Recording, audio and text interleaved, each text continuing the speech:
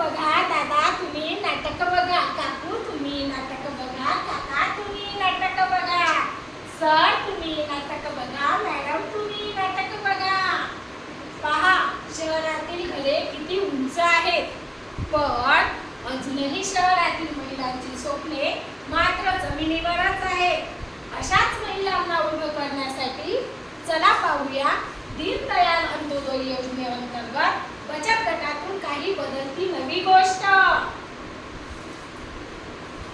मी आताच घर झाडलं, कागद दारा कचरा करत राहते. काय हो रुपाली ताई, काय चालू आहे तुमचं? काही नाही, झाडझूड करत होती. हो ना, काय करावं ही सर्व घरची कामं, ना कसला यात आधार ना कसली किंमत. हो ना, मी काय ती शिकली आहे, पण काय नाही, घरचे कामं करा आणि ज्ञानाचा काय म्हणत आहे, करायचं नाहीये. काही एवढ्या कंटाळाला दिवसभर ते घुमटात रोवून घरात ते काम करून अगदी कंटाळा झाला मला.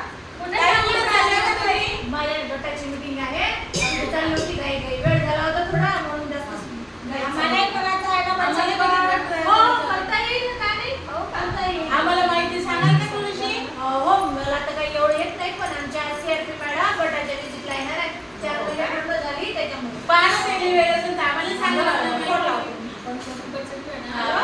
हा मॅडम, या रुपाली ताईंनी 10 महिला जमा केल्या होत्या, तर तुम्ही येऊ शकता का मीटिंगला थोडंसं माहिती द्यायला? बरं ठीक आहे. बघा तुमचं नशीब किती छान. मॅडमला वेळ आहे म्हणते, तुम्ही 5 मिनिटं तुम्हाला माहिती द्यायला येतच नसते.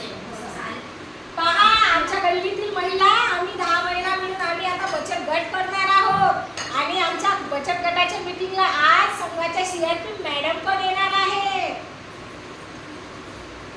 नमस्कार मॅडम. नमस्कार नमस्कार. आपल्याला तुम्हाला बचत गट करायचा होता का? बरोबर. तर आपला जो बचत गट आहे ना, हा बचत गट केंद्र सरकारचा बचत गट आहे, दीनदयाल अंत्योदय योजना राष्ट्रीय नागरिक उपजीविका अभियानाचा.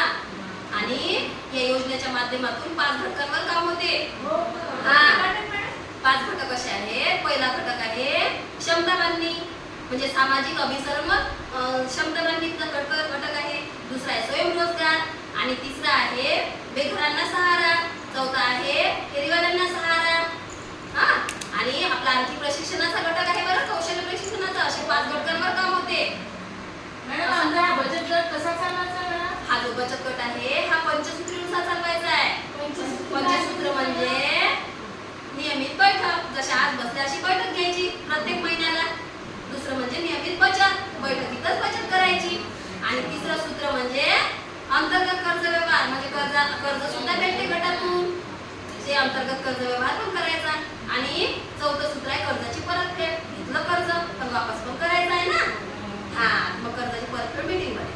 आणि 5वं सूत्र आहे लेखा हिशोब. लेखा हिशोब म्हणजे तुमच्या सर्वांचं रेकॉर्ड लिहिणे, हे बैठकीतच झालं पाहिजे.